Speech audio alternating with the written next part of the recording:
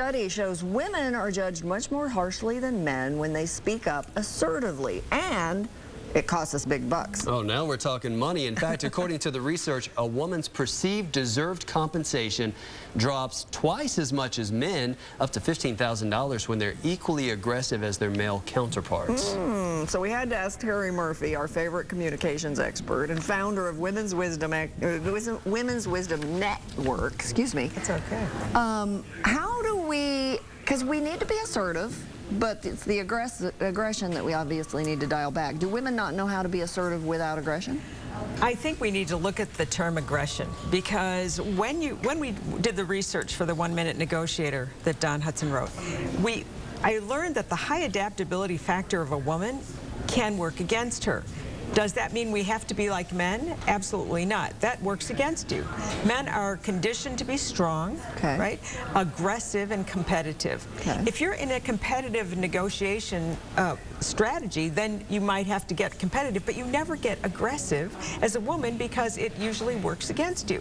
So how do you become assertive without being aggressive? Question. Now, there's a lot of study on it, and you have to understand there's been a gap for a million years. Women are taught to, are brought up to be warm, empathetic, and adaptable. We are as mothers. That's traditional. It's ingrained. Men are more competitive.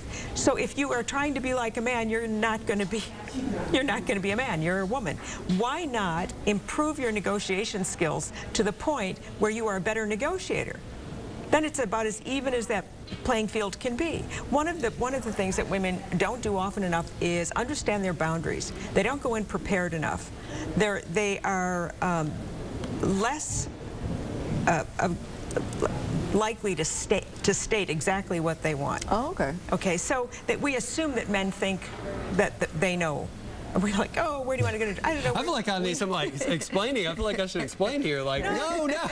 Well, no, but you can't be a psychic. Why don't you know what we want? Why don't you understand what we really want? So when you're in a negotiation, there's, Sheryl Sandberg said, be prepared. Okay. She said, don't be aggressive, be pleasant, but be clear.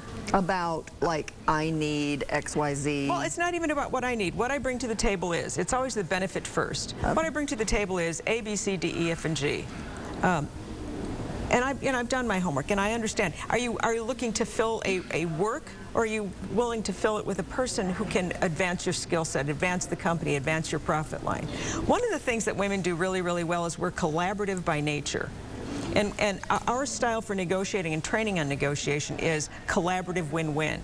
Because if you go into a workplace where you're already aggressive and it's been ugly to start with, where's it going to go? Now, some people can be aggressive and it comes across in a positive way. But I'm from a family of strong women, so it seems normal to me. But, why is that aggressive factor for a woman sometimes perceived in a negative way to where it wouldn't be for a man? Well, there are standards in our culture.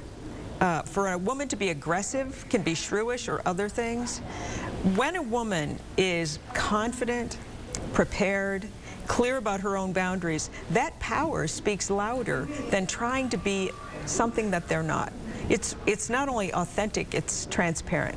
So is part of the perception that when a woman's aggressive, she's mean, as opposed to when a man is more aggressive, he's strong? Right. Is part of the perception also that men are raised with the expectation that nice girls don't, say, here's what I require, here are my boundaries. Is that part of it too? So there's perception on both parts? We've got culture here, and so if a woman is too aggressive and she becomes intimidating in a way, or that is negative energy, to be quite frankly. But it's not negative when a man does it. So obviously y'all are scared of us. Well, it's not even that. Probably so. Think about our generations. As the generations evolve, you're seeing a different attitude. But we've got millions of years of conditioning. We are going to be highly adaptable. That's a good thing in a workplace. It's a tough thing on a negotiating table. Accommodation and adaptability, you have to be very careful about what you're giving up. And in the George Lucas presentation for that, you've got red chips, blue chips, and green chips. Reds are non-negotiable. Okay. They're just non-negotiable. So if you state those calmly and at the beginning and just say, here's where I have to stay here. You have a core value that you will never violate. Okay. And those are just not, that's just it. No, that gives him some place to go. Okay. Or if Great. you're dealing with men. Well, thank you. Good advice and good tips. Thank you My so much pleasure. for being here. We're going to psychoanalyze you next I week. can't wait.